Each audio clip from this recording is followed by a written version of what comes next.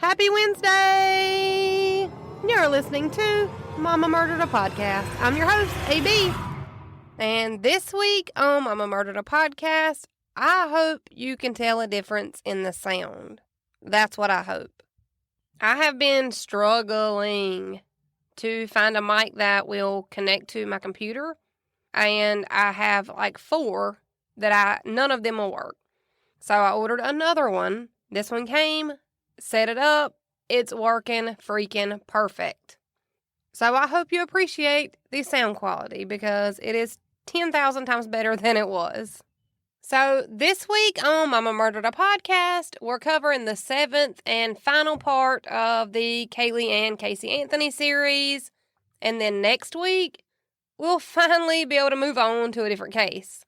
I'm so sick of talking about Casey Anthony's ass, but here we are. So let's go over a short recap of last week's episode. Last week we went over Casey's defense team prepping for her trial. We also talked about how Cindy Anthony basically lied under oath to try and make the jury believe that she was the one responsible for the chloroform searches, the ones that were done on the Anthony's home computer. But then we later find out that Cindy wasn't even home during the times and dates that the chloroform searches were made. So the lie detector test determined that was a lie. Now, last week we also went over Casey's dad George's suicide attempt and the letter that he left behind before he was found and saved. So George is good. He's still alive and kicking. But last week we talked about how Casey sold pictures of Caylee for upwards of $200,000 in order to help pay for the cost of her legal team before her trial ever even started. We also talked about how people have speculated for years that Casey was probably, most definitely, likely, allegedly sleeping with her defense attorney, Jose Baez, in order to help pay for her legal fees. We also talked about how last week people have always speculated that Casey never told anybody who Caylee's dad was because she allegedly, supposedly knew that Caylee's dad was also her own dad, George. Or in another speculative manner, it could have been her brother Lee that could have been possibly Caylee's dad. And I don't think I mentioned this last time, so I'll mention it now, but there have been DNA tests done that have proven time and time again that neither George or Lee are either of Caylee's, neither one of those are Caylee's father. And I think I wrapped up last week's episode when Casey's defense attorney claimed that George had been sexually abusing Casey since she was about 8 years old. And that's what Casey's defense team would go on to use as a part of Casey's defense. And Casey had spoken to a psychiatrist named Dr. Jeffrey Danzinger. Still hard to say. She had talked to him a few times over the course of her 2 years that she had been in jail, waiting for her trial to start. And during those sessions with Dr. Danzinger, Casey told the doctor a completely different theory than what her defense team ended up using to get her acquitted. Now, also during these sessions, Casey told the doctor that she believed that her dad, George, had started molesting her daughter, Caylee, and that she kind of thought that George had something to do with Caylee's death. And she thought this because she figured that Caylee was finally old enough to either fight back with George during these molestations, or that Caylee had finally gotten old enough to threaten George with telling somebody about what he had been doing to her. And I think that sums up the gist of what we covered last week. And if you're completely lost and confused and you're trying to start this 7-part series on this episode, then I'd highly suggest you go back and listen to the first 6 episodes on this case. If not, this episode is not going to make a whole lot of sense to you. So with all that being said, without further ado, let's get it. So last week we left off on what Casey had told the doctor about what she thought had happened to her daughter Caylee. And again, Casey claimed that George woke her up asking where Caylee was, that the two searched inside the house and outside the house, and then George brought Caylee's already dead and wet body into the house and then told Casey that this was all her fault. That George told Casey that he'd found Caylee in the family swimming pool, and that this is when Casey says that she'd panicked, freaked out, and just ran back into her bedroom. And that she doesn't know what George did with Caylee's body, and that they'd never really talked about what he'd done with Caylee's remains. But that after Casey ran into her bedroom, that she never saw Caylee again. Casey also told the doctor that she didn't think that Caylee would have been able to get in the pool by herself because the family always made sure to move the pool's ladder for that reason, so that Caylee couldn't get into the pool unattended. So essentially she's saying that someone would have had to have helped Caylee into the pool, or at the very least, someone would have had to have helped Caylee put the pool ladder into the pool. And if Casey was supposedly still asleep until George came in and woke her up asking where Caylee was, and if no one else was home but George and Casey, then it obviously must have been George, according to Casey. Or at least that's what she told Dr. Danziger during their first few sessions before her trial started. But something else that Casey told the doctor during their first few sessions together was that she'd never been sexually assaulted. And this doctor made sure to ask Casey pretty bluntly and pretty clearly about any kind of sexual assault, and she said no. Because again, as we know, during her trial, Casey's defense attorney, Jose Baez, would claim that Casey's dad, George, had sexually assaulted Casey throughout the majority of her childhood and even up into her teenage years. So, which story are we supposed to believe? I don't know. You tell me. Because Casey did tell multiple doctors before her trial started that she'd never been sexually abused, and then during her trial, she claims to have been abused damn near her entire childhood by her dad, and then once by her brother Lee. Now, something else that would change during Casey's trial was what clothes Caylee had supposedly been wearing. Because Casey had told other doctors and interviewers that Caylee had been wearing a nightgown the night before her death, but then supposedly when George brought Caylee's wet dead body into the house from the pool, Caylee was wearing the same clothes that her body had been found in when her body was discovered months later. So how did she get from a nightgown to like a regular shorts and shirt outfit? Which one of those is true? We'll probably never know. So back to the trial. Casey says that George was holding Caylee's body, and of course Casey runs off to her room. So after this, according to Jose Baez, Casey asked George for help with Caylee's body. So now this is the story that they're going to go with during the trial. This is the lie that Casey's sticking with, and she'll die on this hill. At least until the trial's over, anyways. Because this story changes again during the Peacock series documentary that Casey recently did. But we're still in the timeline of the trial, so I'm trying to stick to my notes. So during the trial, Jose claimed that Casey asked George to help her get rid of Caylee's body. So Casey claims that she didn't hurt or kill Caylee. She just roped her dad into helping her hide the body and was never going to report the accidental death to the police. So according to Casey's defense attorney, Casey asked George to help her get rid of the body. But he's ex-law enforcement. I'm sure he'd be all in for helping cover up a child murder crime. Did you hear me rolling my eyes? You could probably hear me rolling my eyes. So the story during the trial goes that George grabbed a laundry bag out of the house, and then he grabbed a roll of duct tape. He wrapped the duct tape around Caylee's head 3 different times, even though she was supposedly already dead. So what would the reason need to be to cover her mouth up if she was already dead? I'm just asking is all. I'm just asking.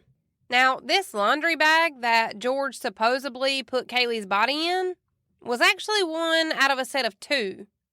And the other laundry bag, the one that wasn't used to shove a tiny toddler's body inside of it, was actually found in the Anthony's house. And again, George Anthony is ex-law enforcement. He's not stupid enough to take a laundry bag out of his own house that matches another laundry bag that he's going to leave at his house to put a toddler's dead body in to hide it to cover up a murder. I just don't buy it. I don't buy it. Now, Jose Baez also claimed that Cindy had told people at work on the day after Caylee is believed to have died on. So this would be June 17th. And Cindy was telling people at work that she thought that she had possibly forgotten to put the pool ladder up from where they had been swimming the day before. Even though putting the pool ladder up was something that all of the adults that lived there had done pretty religiously up to this point. And they did that so that Caylee couldn't get into the pool without them knowing, again, so that something like this would not happen.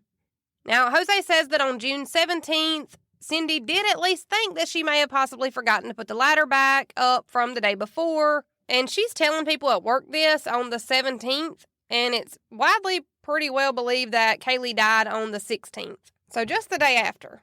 Now, Casey claimed that she wasn't even sure if Caylee was actually dead when she last saw her. Okay. And that over the next 31 days, Casey would often ask George what he had done with Caylee and where she was, and George would always tell her that Caylee was fine. According to Casey, George always said that Caylee was alive and okay, and I'm like, girl, what? Pick your lies and stick to one.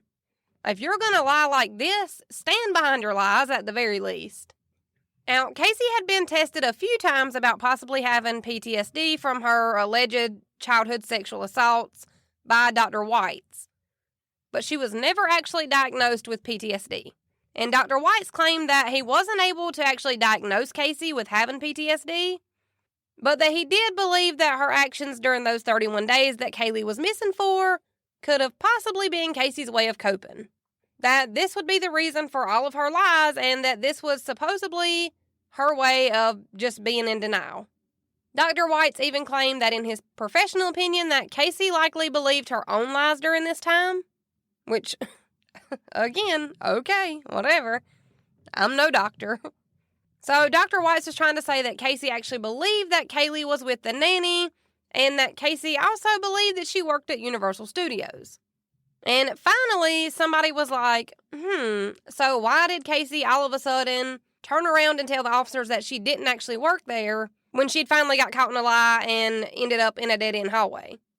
And it was said that this was Casey's ability to go back and forth between reality and denial, and that she could go back and forth at any given time, which is just super convenient. I mean, it doesn't even really make a whole lot of sense if you actually think about it. Like, this theory of being able to go back and forth with, within a state of denial and reality could basically get you out of anything as far as a courtroom or a trial goes. So I don't even know how this was allowed to be included into the trial. It's basically a cop-out for taking responsibility for your own actions, in my opinion. And especially in a case like this where it's just one lie after the next, after the next, after the next. Like, if this lie don't work, damn it, the next one will. Well, that next one didn't work. We'll try it again for a third time. Now, Casey's defense attorney, Jose Baez, dropped yet another bombshell on the courtroom when he brought up a woman that George Anthony had supposedly been having an affair with during the time that search efforts were being made to find Caylee. So according to Jose, this woman, Crystal Holloway, was having an affair with George while everybody was out looking for Caylee. Now, this woman, Crystal, who George was supposedly having the affair with, is also known as River Cruz, which I think is super weird because those names aren't even close to similar. And yet you'll see her be referred to as both if you look into parts of this trial. Now, according to Crystal, George actually told her that Caylee's death had been an accident that had, and I quote, just snowballed out of control, which is pretty odd verbiage, considering Jose Baez used those same exact words when he was describing what happened to the jury. He also said that this was and I quote, an accident that had snowballed out of control. That's weird. That's suspicious. And Crystal claims that she only came forward about her affair with George and what he had told her about what happened to Caylee because it was the right thing to do. She wasn't looking for any sort of money or fame or recognition. Okay, so tell me why she sold her story to the National Enquirer. Make that make sense. She wasn't doing it for money, but she sold her whole ass story for money. That's not suspicious at all, girlfriend. You do you, boo. Now, George didn't really deny the affair with Crystal, but he also didn't, own up to the affair either. And what I mean by that is that George says that he did meet Crystal when she was helping in the search for Caylee. But George claims that Crystal told him that she had all of these, really awful health conditions, like a brain aneurysm or a brain tumor, or something really awful like that, and that he was just trying to be a friend and trying to comfort her in her time of need. He's such a good guy, y'all. He's such a good guy. Now, Crystal did have a text message from George on her phone that said something along the lines of, I miss you, I need you to be a part of my life right now, or something close to that. And George said that he probably did send that text message to Crystal, but that he had also sent texts like that to a lot of people that helped in the search party. Basically, this was him trying to say that he did need all these people in his life right now in order to help find Caylee. Just weird verbiage for the situation, but that's what he claims. And I feel like it doesn't really matter if they were having an affair or not. It doesn't really help this case in any way, shape, or form either way. And Crystal just doesn't seem like a very reliable person after telling her side of things only to sell it for a profit. So even if they did have an affair, it doesn't change the outcome of this case or help put any more of the puzzle pieces together. At the very least, all it shows is that George is a shitty husband, and sadly, that's not a crime. And if George were going to confess to anyone that Caylee's death was an accident, why would he tell a complete stranger? I don't think he would. If he was going to tell anyone, it would have probably been his wife, Cindy, for one reason. We already know that Cindy will lie for anyone in her family, and she'll die on that lie. I mean, we've seen it over and over and over again within this case and the time leading up to Caylee's death. So why wouldn't he just tell his wife, who would help cover for him? Like, come on now, let's be logical. And then, as if running George Anthony's name through the mud wasn't enough, Jose then calls Roy Crunk, the man who actually found Caylee's body. The same man who had called police multiple times to tell them that he'd seen something suspicious in the woods right by the Anthony house. Now, Jose starts in on Roy the meter reader, so Jose's theory was that Roy had actually been the one to put Caylee's body in the woods. Now, you gotta be thinking, like, why would Roy do that? Well, according to Jose, he claims that since Roy was bankrupt and broke, that he put Caylee's body in the woods to be able to collect the reward money for any information leading to Caylee's body or the discovery of Caylee's body. Basically, Jose's trying to make it out like Caylee's body was Roy's winning ticket to becoming Mr. Moneybags. And Jose essentially said that Roy put Caylee's body so close to the Anthony house because he figured that those woods would have been one of the first places that were searched. But we've already gone over the fact that when Caylee was finally reported missing, it was hurricane season, and that those areas of woods probably were searched. Just not as thoroughly as they should have been because of the standing water and the mass flooding. That would have made it a super dangerous place to search, especially at the beginning of the search for Caylee. So now you have to be wondering how Roy would have gotten Caylee's body, because this don't even make no damn sense. And yet again, Jose has a theory for that also. He claims that Roy had probably found Caylee's body at a different location, that he just decided on a whim to dump an already deceased toddler's remains into the woods next to the Anthony house, just so that he would be able to go back to that same spot in the woods later and then be the one to find Caylee's body in order to get the reward money.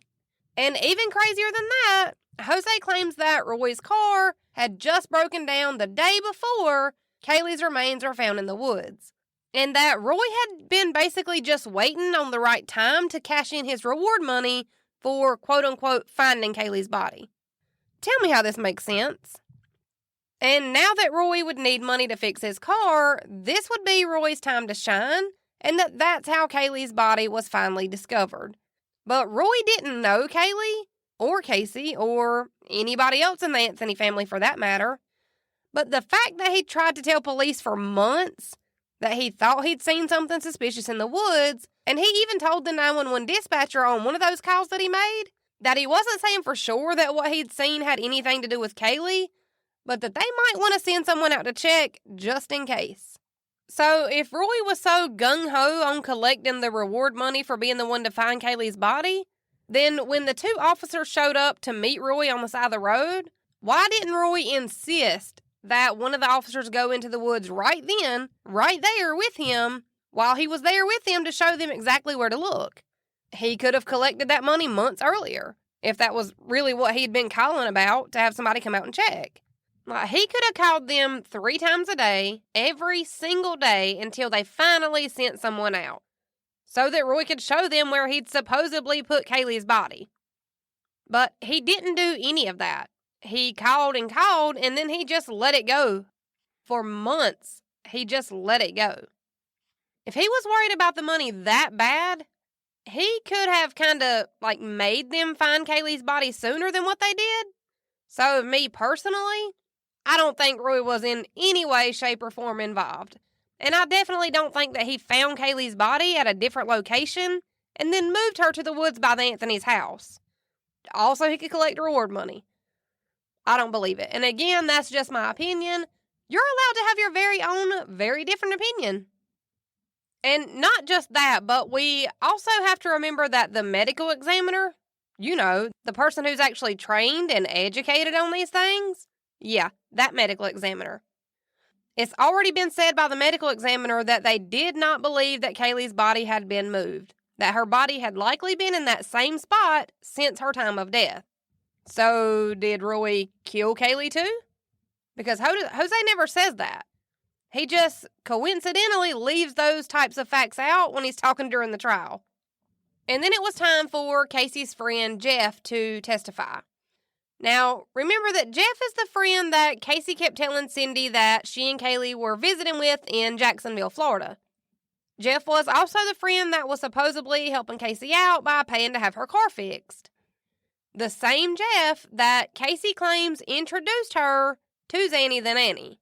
And remember, this is also the same Jeff that Casey told police officers that he was one of the very few people that she had actually told about Caylee being missing. So with all that being said, when Jeff gets on the stand, it's really no surprise at this point that everything that Casey said about Jeff was basically a lie. Well, most of it was anyway. Casey had told officers that she and Jeff had worked at Universal Studios together, and come to find out, Jeff had only worked at Universal Studios for 1 year, and it wasn't even the same year that Casey worked there.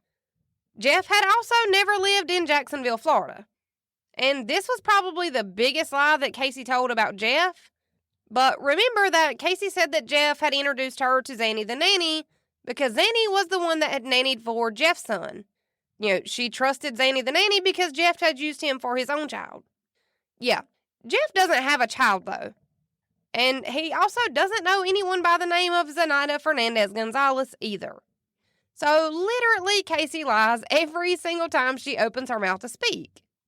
Now, Casey and Jeff weren't super close friends like Casey had made it out to everybody else like they were. Jeff had actually never even met Caylee. He did know Casey had a daughter, and Casey and Jeff never really talked. The only time that they'd ever even texted back and forth is when Casey would send out group messages to everybody in her phone to promote her boyfriend's nights at the clubs when it was his time to promote. But by the way Jose was questioning Jeff, kind of made it seem like this just might be the wrong Jeff. Maybe Casey had been talking about a completely different Jeff, which is the stupidest shit I've ever heard in my life. Now, the lady that was in charge of the trace evidence, like the hair, I didn't jot her name down, but she testified that the hair found in Casey's car did likely come from an already dead body. And then Jose starts questioning this same trace evidence lady about different cases where the Innocence Project had gotten people out of prison because of trace evidence. Well, specifically trace hair evidence, which, I get it, that's his job, but damn, he's stretching it on this one. Jose did focus on the fact that there was only one strand of hair with the death banding around it. So Jose asked this trace evidence lady if she could say with 100% certainty that this hair came from a dead body. And of course, she's like, I can say it looks like death banding to me. So good try, Jose. Now, the man who examined the trash and some other evidence in Casey's car was also called to testify, and he basically says what everybody else says, that the smell of human decay is something that you can't mistake for any other smell. That once you've smelled it, you just never forget it. And Casey's attorney asked if it was possible that the smell had come from the rotten trash and the food that had been inside of Casey's car. And this guy's like, no, I've smelled human decomposition more times than I'd like to remember, and that was definitely what I smelled when I opened the trunk of her car. But it is Jose's job to create reasonable doubt in the jury's mind, so with the way they comb through the evidence like this is they kind of sit it all out, and then they let it dry to make it easier to actually examine. And Jose Baez basically said that the trash and food could have been the cause of the smell, but since it was all dried out to be processed, that we'll never know for sure now. Which I'm like, come on now, rotten pizza and a decomposing body do not smell the same. But again, Jose Baez is doing his job. But I just have two things that I keep coming back to. For one, Casey never mentioned being sexually assaulted by George, Lee, or anybody else for that matter, until she needed an out for her trial. And secondly, Casey stuck with the story about Caylee being kidnapped by this imaginary Zandy the Nanny for the entire time. All the way up until her trial started, when her attorney, Jose Baez, was basically like, so listen, Casey, this kidnapping theory is not making a whole lot of sense to me, so it's probably not going to fly with the jury either. We need to come up with a different plan. And then that's got to be when Casey was like, I got it. We can just say my dad sexually assaulted me all throughout my childhood, and then we can blame him for everything. And Jose was like, now I can work with that. Or at least that's how I see that conversation going in my head. I'm not saying that George didn't sexually assault Casey as a child. I'll always believe the victim until it's proven to be a lie. But with Casey, everything is a lie. And I'm only saying that this was a convenient thing to throw her dad under the bus about, and then accuse him of being the one to hide Caylee's body. And then let me even take it a step further than that and say that I personally know people who have been sexually abused by a family member, and they've never spoken a word about it, just for the sake of the family and avoiding the questions and the legality type of things that come along with that. But at this point, I think we can all agree that Casey cares more about Casey than she does about revealing her dad's dirty laundry. And aside from that, I think we can also agree that Casey's not above lying on anybody, family or not. If it's going to benefit her, we all know full well she's going to do it. And I get that this happens all the time, where things happen and the victim never speaks out just for the simple fact that it was a family member that hurt them. But I don't think that it would have mattered who Casey had to throw under the bus to get away with this murder. She would have done so. And she would have done it and not thought twice about it.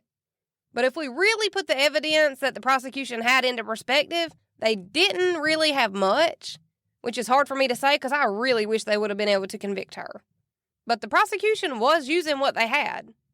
They'd even tried to use an entry out of one of Casey's diaries that was most likely from years way prior to Caylee's murder.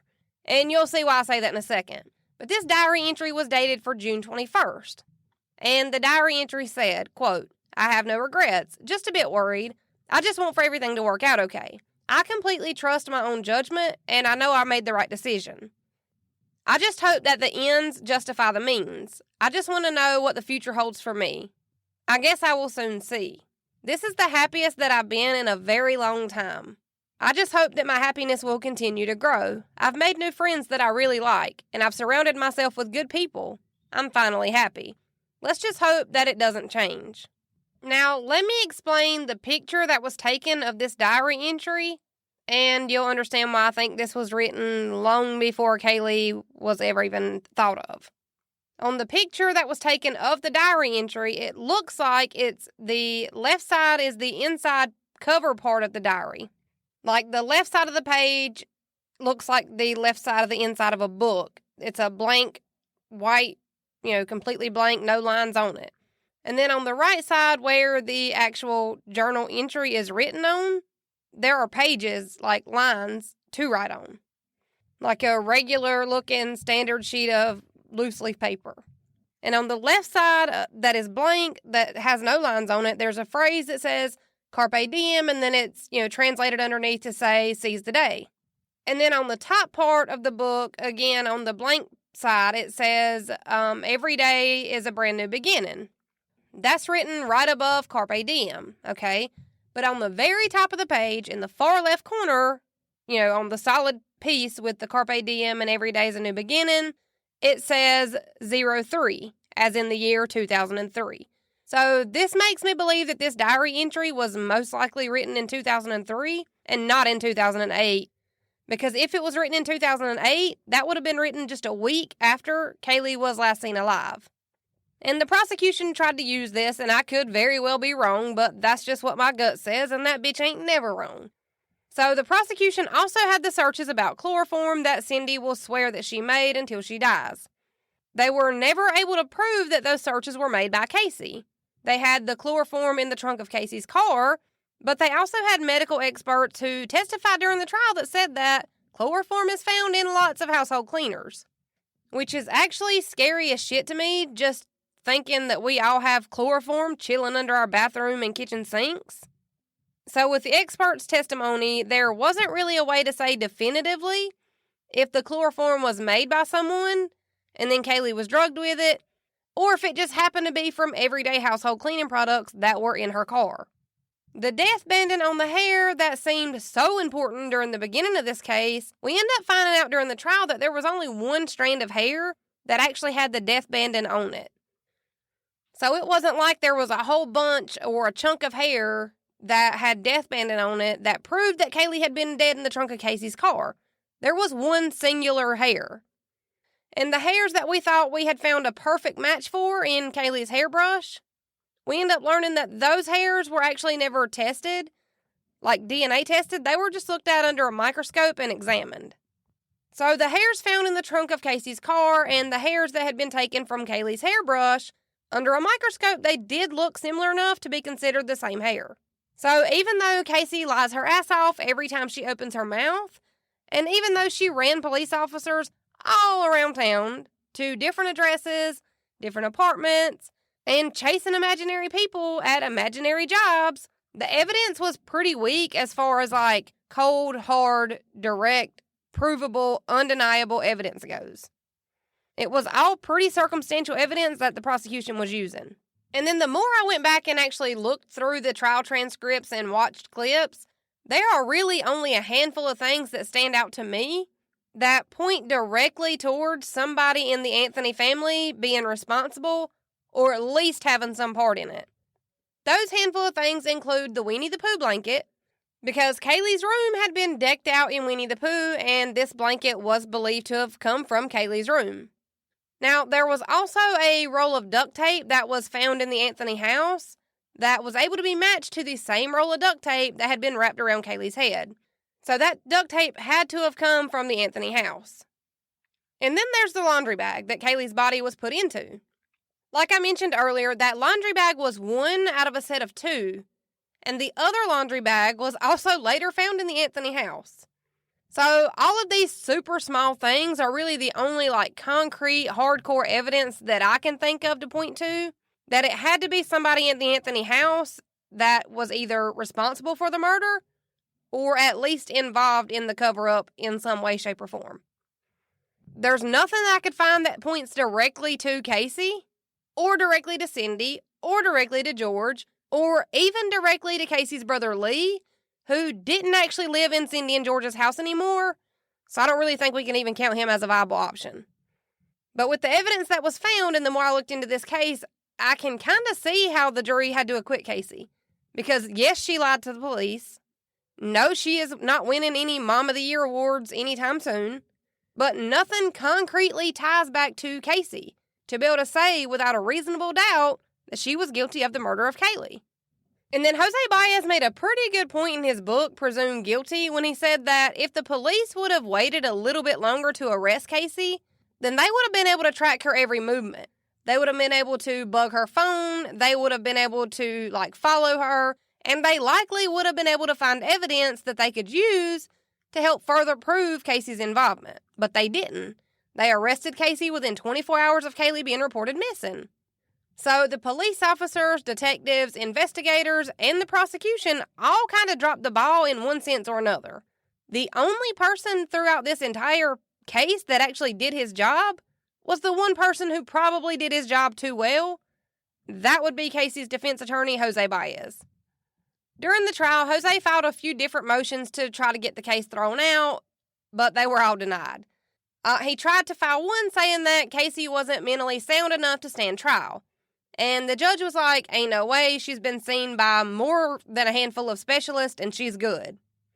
He also tried to file another motion to say that the prosecution hadn't proven enough evidence of guilt, but that was also denied. So the trial moved on for another few weeks.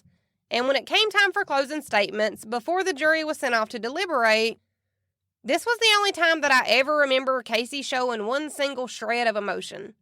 Throughout the entire trial, she was either shaking her head back and forth or squeezing her eyes really tight together and trying to squint to create tears. And it looks forced and fake every time she did it. So during this trial, I don't think I saw Casey cry or even come close to crying, like I said. Not when the prosecution was talking about how Caylee was likely murdered by Casey, or how her body was found almost completely decomposed and skeletonized. Not one single tear. But somehow, Casey does manage to cry real tears and show real emotion when Jose is coming to the end of his closing statement, and he starts asking the jury to think long and hard about sending Casey to prison for life. He also asked them to think long and hard about giving Casey the death penalty. Now, during this, Casey can manage to cry. Why? Because Casey only worries about Casey. And finally, on July 4th, 2011, the jury went back to start their deliberations. And you would think that the jury would have taken weeks to decide on innocent or guilty in this trial, just because there was so much information to go through. But they didn't, because on July 5th, 2011, the very next day after they'd started their deliberations, and when they came back, the only charges that the jury found Casey guilty of were 4 counts of lying to law enforcement. Because duh. And they acquitted Casey Anthony of all other charges filed against her by the state of Florida. So the murder charges, the child neglect, everything else, Casey was acquitted of.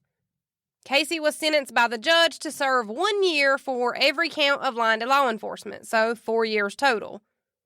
4 counts of lying to law enforcement, a year for each, 4 years.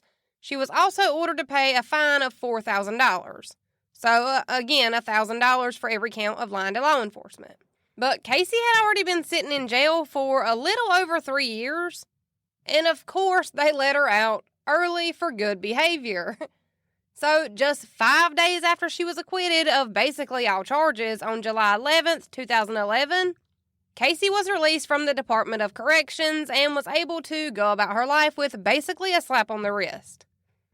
Even though her defense team flat out said that Casey knew for the entire 31 days that Caylee wasn't missing, she knew that she was dead, and I don't even know how that works. Now, eventually, Casey was ordered to pay back the state of Florida $218,000 just for the cost of the investigation and the manpower and the hours that they'd put into looking for Caylee. Especially because Casey knew full well the entire time that she wasn't missing and that she hadn't been kidnapped. It was supposed to have been a lot more than the $218,000, but I think that's what they agreed upon.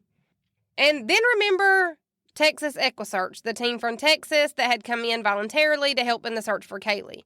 Yeah, they ended up suing Casey Anthony to get the money back that they had spent on trying to find Caylee too. Because it's like they said, they could have easily used that money and those resources on a child that was actually missing. And instead, Casey let them go out time after time and search for Caylee like she didn't already know that she'd passed away. Texas EquiSearch and Casey Anthony eventually settled on $75,000 as a payout in that lawsuit. But the way that this was worded about the settlement between Casey and Texas EquiSearch team kind of made it sound to me like Casey didn't really have to pay them back. Like, she wasn't legally obligated to pay that money back, so I'm not really what the point of that even was. Like, I don't understand the point of the lawsuit if they had no intentions of getting their money back. Now, the only thing I can think is that maybe Texas EquiSearch had some way to use that lawsuit within their taxes. Like, maybe since they knew that they'd probably never see that money, but that it was supposed to have been paid to them, that they could file it in a way that they wouldn't have to pay taxes on that money that was spent during the search for Caylee. I don't know. That's honestly just me guessing. That's literally the only thing I can think of. And this is so crazy to me because I know people who have done more time for stealing a case of beer from a gas station when they were 18 or 19 years old. I also know people that have served 10 plus years for being pulled over with weed in the car. Like, I don't understand this. And then we've already talked about how there was evidence that was found on Casey's user profile on the Firefox search engine about foolproof suffocation. And, we've already went over how these searches weren't actually discovered until after her trial was already over. So all of those missed searches came out way too late to help in the trial. And I thought I'd mention it to remind you about the evidence that was found after it was already too late, the foolproof suffocation searches. Because Casey's defense attorney, Jose Baez, later said that he'd known about the foolproof suffocation searches the whole time. That the team of computer experts that Jose Baez had used on his own to go through the computers had actually found those searches. And then Jose said that he was like, oh, when the prosecution never brought up the foolproof suffocation searches, we just figured it was a win for us. So I think it's wild that he knew throughout the entire trial, and he just couldn't believe that the prosecution never brought it up. And you would think that that would be illegal to hold back evidence like that, but I'm definitely not a lawyer.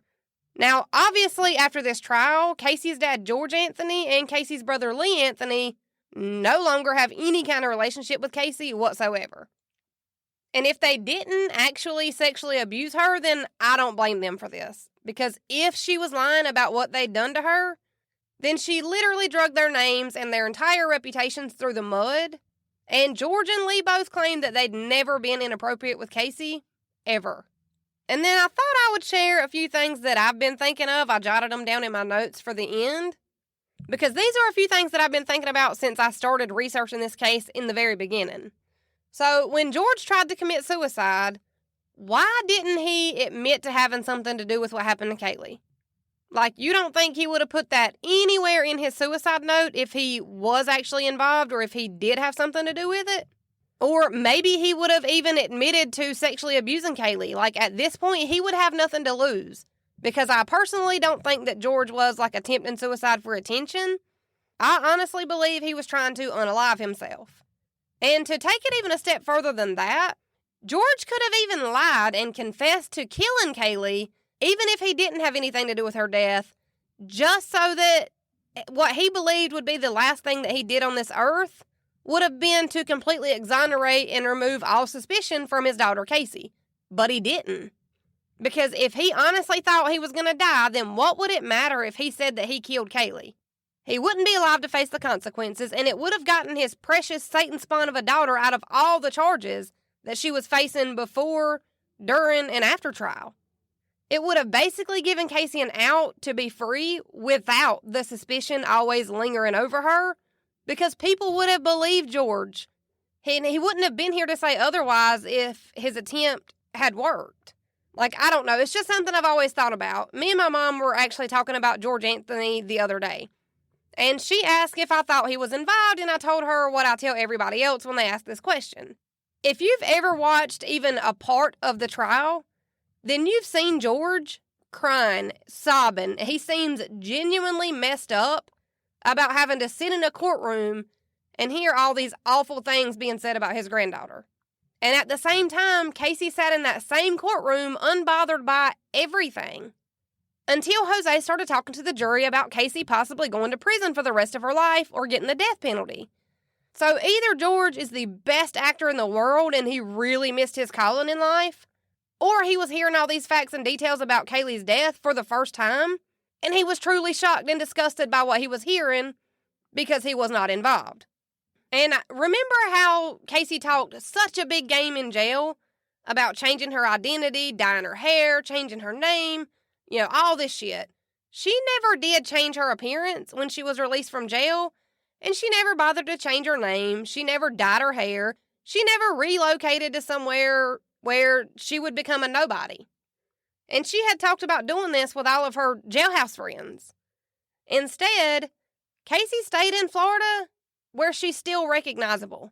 And I feel like she stayed in Florida and she didn't change her appearance, because if she would have done that, then she would have become a nobody.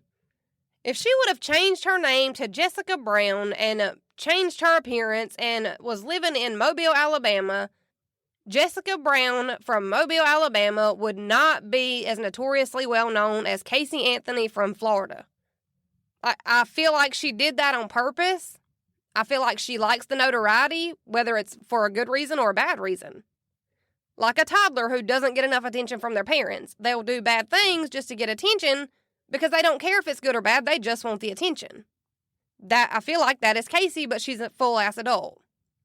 So Casey is still living in Florida under the name Casey Anthony, and she looks the same. And Casey actually got hooked up with one of the private investigators that had helped work on her case. This guy's name was Patrick McKenna. And Casey essentially just traded her whole ass family for the McKenna family. Like she lives with them or right near them or, something along those lines. She eats most of her meals with them, and they just kind of took her in like a stray and just like made her a part of their family. So I guess she's really not worried about the family that lied for her time and time and time again. She's got a brand new family now. And as far as what I think and what my opinion is on this case, as much as I hate Casey Anthony, I don't know if I believe that Casey killed Caylee on purpose. I feel like she definitely had something to do with what happened to Caylee. Whether it was helping hide the body or helping dispose of the body or trying to cover up the murder. I think she definitely played some role in Caylee's death. In my honest opinion, I think Caylee's death was probably an accident. It was probably due to parental neglect, which would kind of be Casey's fault, but I don't think it was intentional. And I also don't think that Casey woke up one day and was like, meh, I don't think I want this kid anymore, so Caylee's got to go. Because Cindy and George would have happily taken Caylee and not complained one single time about it. So this makes me think that this was either accidental and Casey just didn't tell anybody and she tried to act like it never happened, or it was somebody else and Casey knows who did it and helped cover and hide and dispose of the body. So what do y'all think? I'm curious what y'all's opinions are now that we're finally at the end of this case. With that being said, I think we are finally at the end of the Casey and Caylee Anthony saga. And I will, don't you worry your pretty little head. I will eventually cover the Peacock documentary that she did recently. But right now, I need a mental break from the disaster that is Casey Anthony. And if you want to hear more deep dives on cases just like this one, some of those episodes won't be available on the regular episode feed. But if you want to be able to have access to those, you can join the Mama Murdered a Podcast Patreon family by going to patreon.com/Mama Murdered a Podcast. And if the Patreon isn't something that you can do, whether it be because of finances or because you don't trust subscription services, whatever the case may be, then just go leave a good review or rating wherever you already listen to the podcast at. Supposedly it helps. Also, exciting. There will be merch available soon, and I will drop all of the news about the merch on my social medias as soon as I get it. So as soon as I know, you'll know. And as soon as I have more information, it will be on all of my socials. So if you're not already, go follow me on social media by searching Mama Murdered a Podcast on TikTok and Facebook, and Murdered_Mama on Instagram and Twitter. I usually try to keep everybody up to date on any news on my social media accounts. So that's probably the best place to find like the merch, the Patreon, stuff like that. Also, if you are already following me on TikTok, Facebook, Instagram, Twitter, any of the places, all the places, if you're already following me there, please take a second to go find the post that will be posted today on the 12th, the day this episode comes out. I have 4 options for merch. I need help deciding which one, the one. I think I know which one I like, but you'll be the ones buying it, so I want it to be the one that you like. So, go find that post. It'll be out probably by 4 p.m. Eastern Standard Time. Go find it everywhere, Facebook, Instagram, Twitter, TikTok, all the places. And let me know which one you like the best. And one more thing before I go. If you have a crazy story, have you encountered a murderer? Did you escape a situation that was possibly dangerous, and you still have no way to prove it, but you feel it in your gut? You have an alien story, a ghost story. Have you ever been kidnapped? God, I hope not. But if you have, I'd really like to hear about it. I'm putting together an episode now. It'll probably be out this week. I want to say by Friday. So it'll be the first, story from my listeners. It'll be your stories. I'm just reading them. I'm going to try to have that out by Friday, but if you have a story that you want for me to read on the podcast, please send it to me. Please send it to me. But I need as much detail as possible, like a timeline, just like you would write it if you were telling it to somebody who's never heard it for the first time. Type that up, send it to mamamurderedapodcast@gmail.com. If you need me to change names, just say that. If you need me to change cities or states, just say that. I'm super excited. These have been some crazy-ass stories I've gotten so far. But I want to keep doing this. I want to be able to do these like maybe once a month or twice a month. I think it'll be like fun. It'll be like a way to get away from some of the darker stuff that we always talk about on this podcast. So if you have one of those, if you have a crazy story, please send it to mamamurderedapodcast@gmail.com. Also, if you follow me on socials, let me know what you think about this audio and if the mic was worth the money. I'm really curious. I think that's all I have for you this week, so let's do it again. Same time, same place, next Wednesday. See you then. That's how my mama murdered a podcast.